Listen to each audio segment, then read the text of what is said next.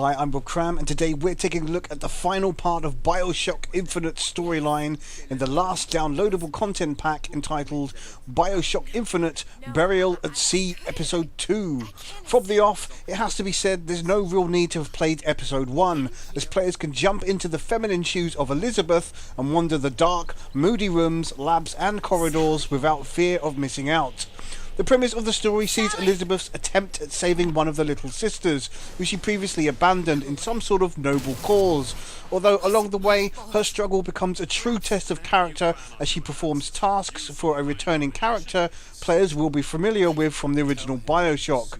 With a lack of her powers from Bioshock Infinite, the game opts to provide a more conventional stealth game with a selection of plasmid powers well suited to sneaking around. Armed with a crossbow and tranquilizer darts, the gameplay is very different to the original game with Booker and feels very fresh as a result.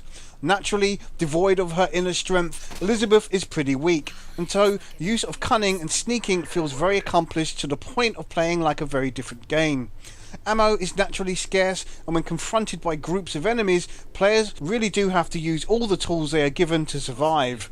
There are some weird moments with the AI not being the most alert at times, but this can be easily forgiven due to the fact that failure means restarting long sections all over again.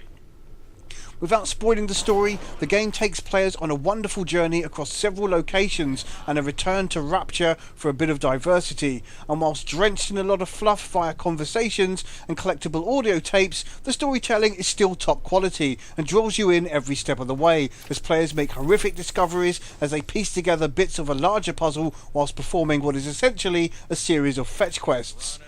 In terms of looks, there are some splendid moments which capture the classic feel of the 50s in its own warped and deranged way, coupled with some intense and often brutal scenes that come at you with fresh legs.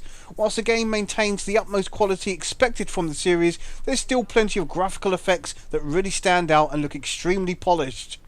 The audio, as expected, is top quality, with its excellent performances from all the voice cast and a complimentary soundtrack to suit the mood at all times. This is a well crafted episode and not something merely tacked on for the sake of it. Sadly, the excursion is over rather quickly, with only a few hours worth of playtime on offer for those who are quick and a bit more if you explore a little. The sad thing here is that the game's narrative is such a prominent feature that it doesn't beg to be replayed once bested, as you've pretty much seen everything in one playthrough. But for the asking price of £12, it's still well worth playing, especially as the ending comes in rather neatly and sets the stage for the original Bioshock, which is rather clever. To conclude, Burial at Sea is a worthy piece of DLC that wraps up the series nicely, but is perhaps a bit short and lacking in replay value. That said, it's ultimately well worth the initial first play roller coaster ride through. Elizabeth is a fragile but diligent character to play as, which complements the stealth focused gameplay, which for the most part works well enough despite some oddities with the AI on occasion. If you're after some more time with this classic game, then it's a no-brainer and a worthy investment. However, if you're after something that offers a longer term fix, then this might be worth holding out for until there's a special deal where you can snag both episodes on the cheap.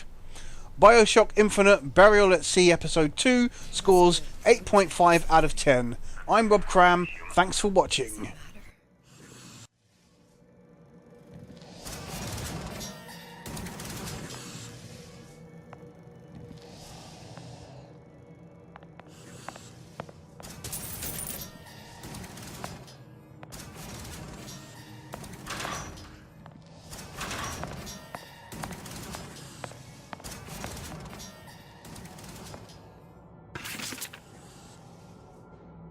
I tried hypnotherapy.